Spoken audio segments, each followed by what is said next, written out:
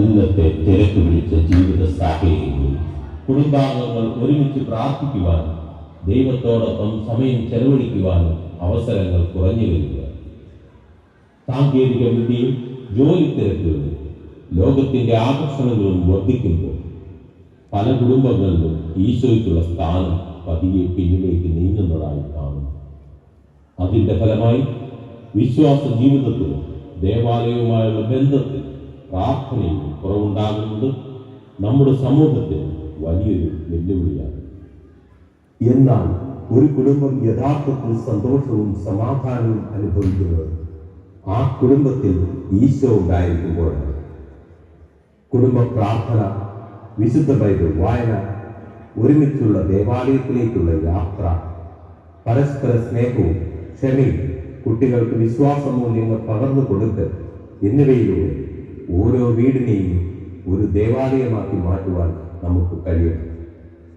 ഏവരുടെയും ശ്രദ്ധയും പ്രാർത്ഥനയും അഭ്യർത്ഥിച്ചുകൊണ്ട് സെന്റ് മേരീസ് കുടുംബ കൂട്ടായ്മ അവതരിപ്പിക്കുന്നു വീണ്ടെടുപ്പ്.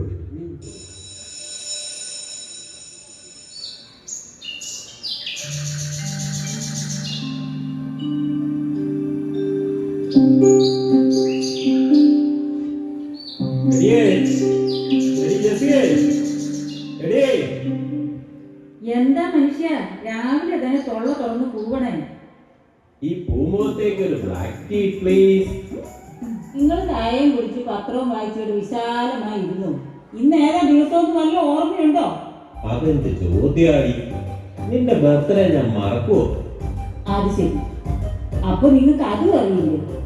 പിന്നെന്തുവായിരുന്നു? എന്റെ മനുഷ്യ, ഇന്ന് അച്ഛൻ വരുന്ന ദിവസമാണ്. വല്ല പിരിവാണോ? അതൊന്നും അല്ല, ഇന്ന് വീട് വെച്ചിരിപ്പാ.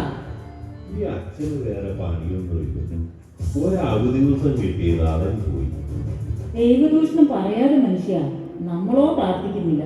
നമുക്ക് വേണ്ടി അച്ഛനെങ്കിലും പ്രാർത്ഥിക്കട്ടെ. ആ എന്തെങ്കിലും ആകട്ടെ. ആ കുരുത്തക്കെട്ടങ്ങളൊന്നും ഇതുവരെ എണീറ്റില്ലേ? മിക്കവാറും വെഞ്ചിരിപ്പും കഴിഞ്ഞ് അച്ഛൻ പോയാലും അവർ എഴുന്നേൽക്കുമെന്ന് തോന്നുന്നില്ല. അതെങ്ങനെയാ?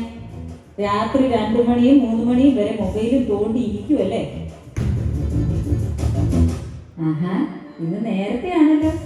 സമയം 12 മണിയായേ ഉള്ളല്ലോ. വെറുതെ ഇവിടെ തോണ്ടിക്കൊണ്ടിരിക്കാതെ ആ ബാക്കിയുള്ളതിനെ കൂടി ഒന്ന് എണീപ്പിക്കാൻ നോക്ക്. ഇന്ന് അച്ഛൻ വെഞ്ചിരിക്കാൻ വരുന്നതാ. ആ മുറിയൊക്കെ ഒന്ന് വൃത്തിയാക്കി ഇടാൻ നോക്ക്. എടി, ബൈബിൾ എവിടെയാ? കർത്താവിന്റെ രൂപം വല്ലതും ഉണ്ടോ? ബൈബിളൊക്കെ വായിച്ചിട്ട് കുറെ ആയി, ഇനി തപ്പി നോക്കണം.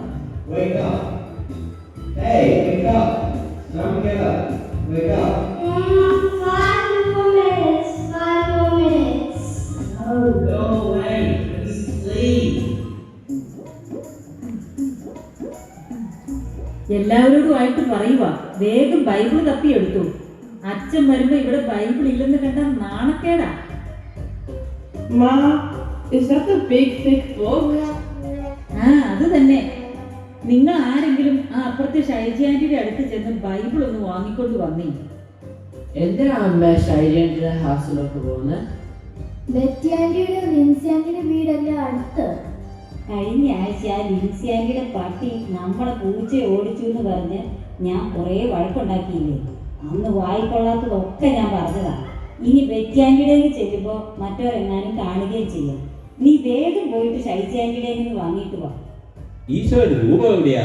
എടുത്തോണ്ട് വാ.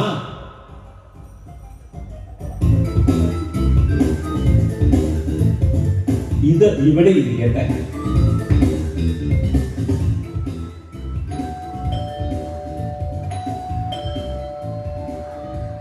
ഓ, അച്ഛൻ എത്തിയെന്നാ തോന്നുന്നേ. എല്ലാം ഓക്കെ ആണോ മക്കളെ?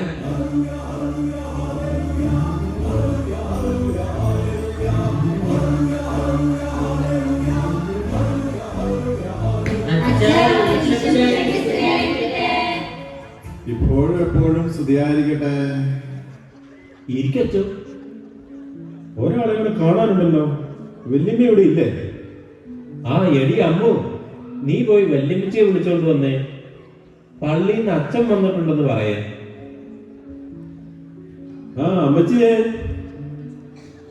ഈശോ മിശിഹായ്ക്ക് സ്തുതിയായിരിക്കട്ടെ.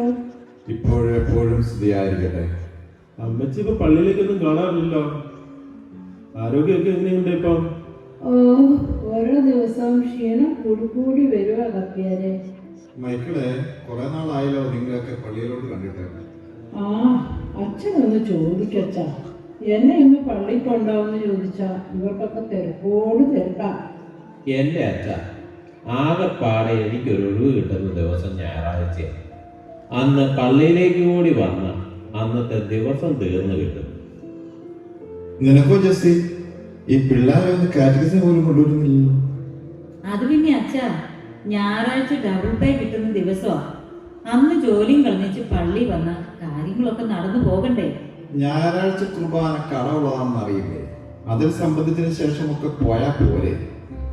കടത്തിന്റെ കാര്യം പറഞ്ഞപ്പോഴാ അപ്പുറത്തെ വീട്ടിലെ സെലിൻ ഒരു $5,000 കടം വാങ്ങിയിട്ട് ഇതുവരെ തിരിച്ചു തന്നിട്ടില്ല. എന്നും അവിടെ പോയി ഇങ്ങനെ തെറി വിളിക്കാൻ എനിക്ക് വയ്യ അച്ഛാ. ആ കടമല്ല ഞാനീ പറഞ്ഞ കടം. ഞായറാഴ്ച കുർബാന നന്നായി ഒരുങ്ങി പങ്കെടുക്കണമെന്നാണ് ഉദ്ദേശിച്ചത്. അച്ഛൻ പറഞ്ഞത് നേരാ. പള്ളി വരുന്ന ദിവസം ഈ ഇടവകയിൽ ഏറ്റവും നന്നായി ഒരുങ്ങി വരുന്നത് ഞാൻ. ഓ, ആ ഒരുക്കം അല്ല ജെസ്സി അച്ഛൻ ഉദ്ദേശിച്ചത്.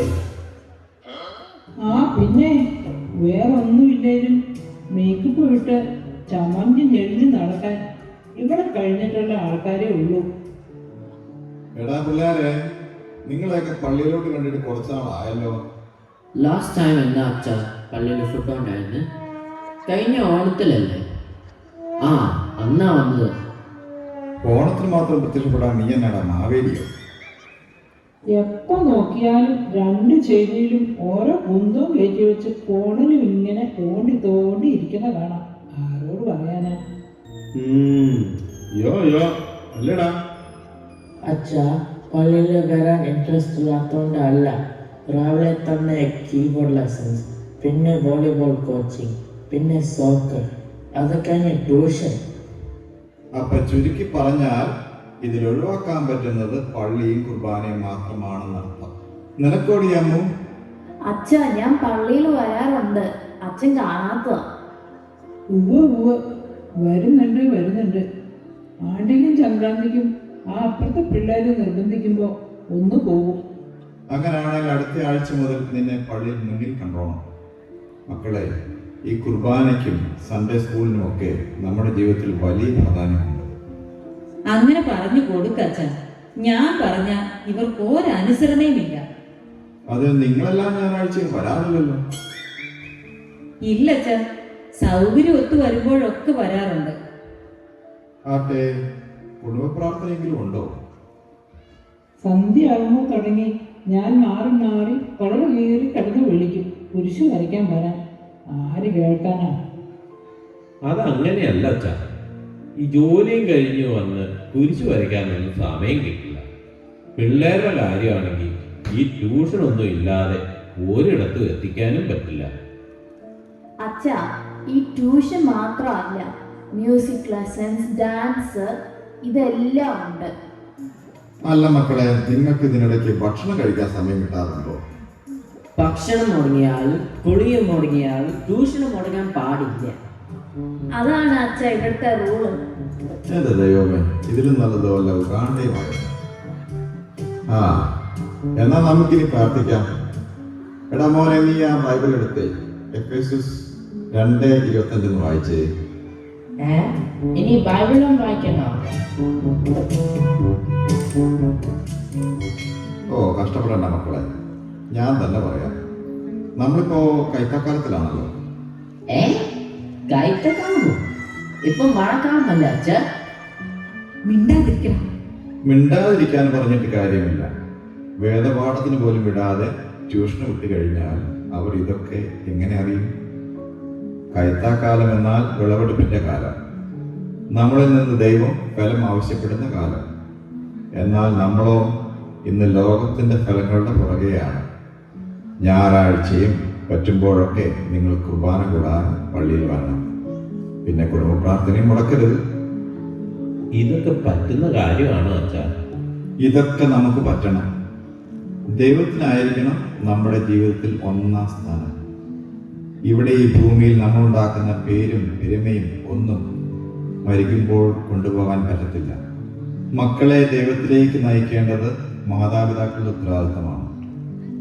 ഇനി നിങ്ങളെല്ലാം സ്ഥിരമായി പള്ളിയിൽ കണ്ടേക്കണം. വലിയ ഉപകാരം വെച്ചാ ഇതുങ്ങൾ പള്ളിയിൽ പോയാലേ എനിക്കൊന്ന് വരാൻ പറ്റത്തുള്ളൂ. ഞങ്ങൾക്ക് തെറ്റുപറ്റിപ്പോയച്ച ഞങ്ങൾ മനസ്സിലാക്കുന്നു. ഇനി മുതൽ ദൈവത്തിനായിരിക്കും ഞങ്ങളുടെ ജീവിതത്തിൽ ഒന്നാം സ്ഥാനം. ഞായറാഴ്ച കുർബാന ഞങ്ങൾ മുടക്കത്തേയില്ല. കുടുംബ പ്രാർത്ഥനയും മുടക്കത്തില്ല അച്ഛാ. Praise the Lord. ഹല്ലേലൂയ.